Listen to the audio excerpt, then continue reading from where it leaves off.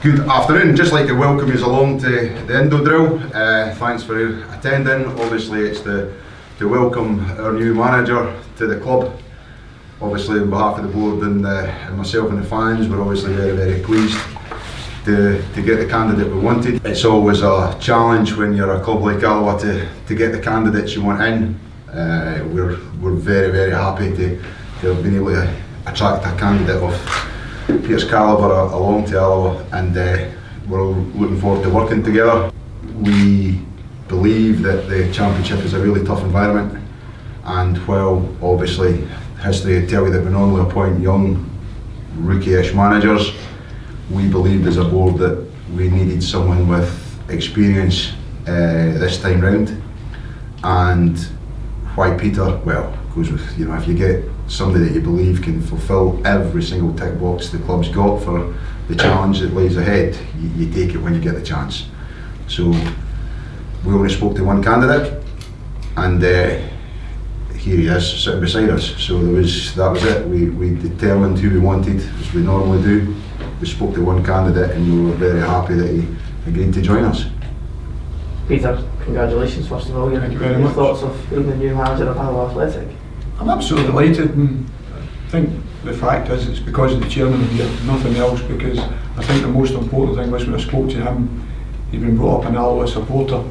I can't say that, so I knew his love for the club, and it was an interesting conversation. I was sat for about 4 hours, I had a good blather, just in general about football. Nothing was set in stone in any shape or form. I was just very interested to hear what he had to say.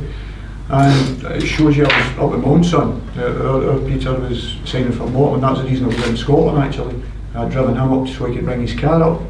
And I got a phone call to see if we could meet, and I come over, and within a few hours I think we got on very well. I think we think along the same lines in football, and that's enthusiasm. You have a passion for your game, and a passion for your club, and a passion to do well. Mine's is a combination of that, plus the fact I just love football. I love the environment of being on a football pitch and a training pitch, and getting an opportunity to work with a very successful businessman. I know he wants to run it properly, and I want to do the job properly, so that's why I'm sitting here. Where do you see this club going? Obviously in the Championship, as Mike was alluding to, a very tough league.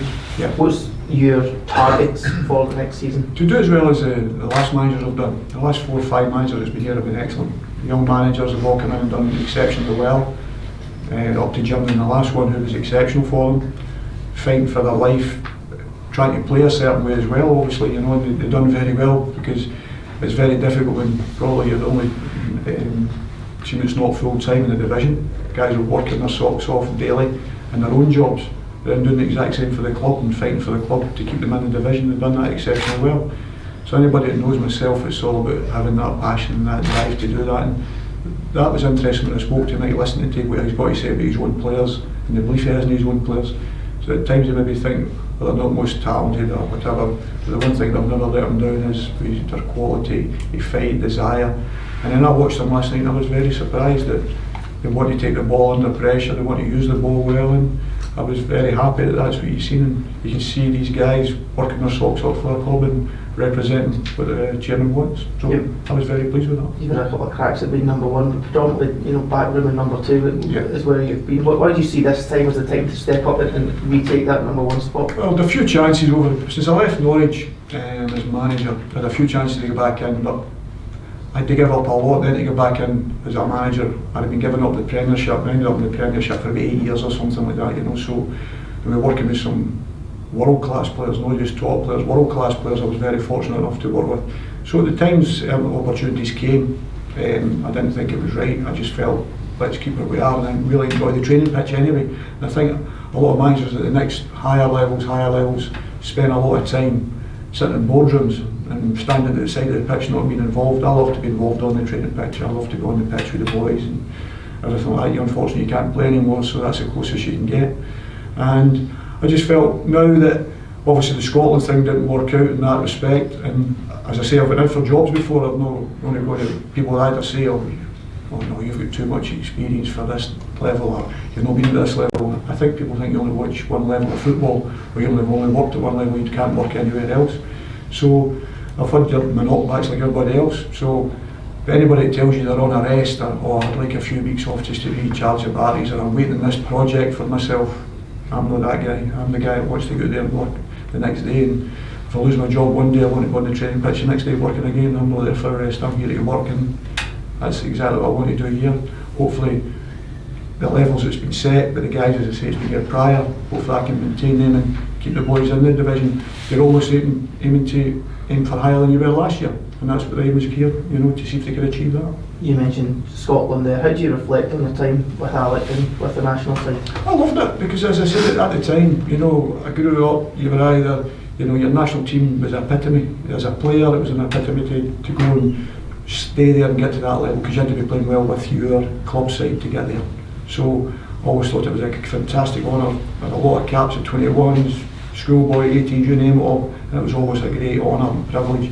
And it was the exact same with the coaching staff. I really enjoyed it. Disappointed it ended so quickly, but I really enjoyed every moment of it, and I don't regret one bit of it. Do you think there is a party that's thinking that they maybe wounded the axe a little too quickly and there was still work to be done for Alec, yourself and James?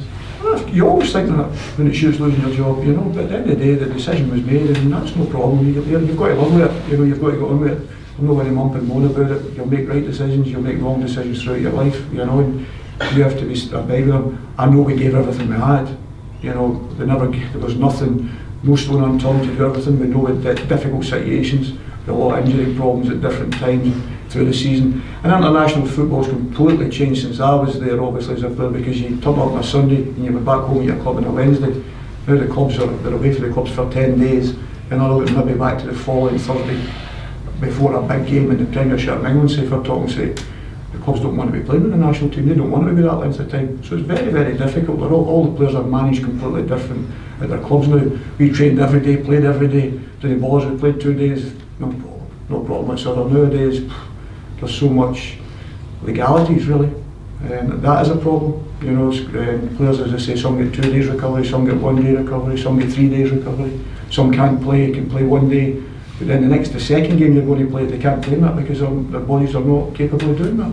But if you say that when you're involved in it, it ends up being an excuse before you start. So people sometimes think they get mixed up with the stories. But the stories at the time was make sure that you're trying to save the boys, putting them under pressure. We can take the flag, but don't put them under pressure as other clubs. Do you see this then as a perfect opportunity to sort of leave that chapter behind and move on to a fresh new it's left behind. opportunity? It's left behind. This is my start now. Alloa, I'm delighted to be here.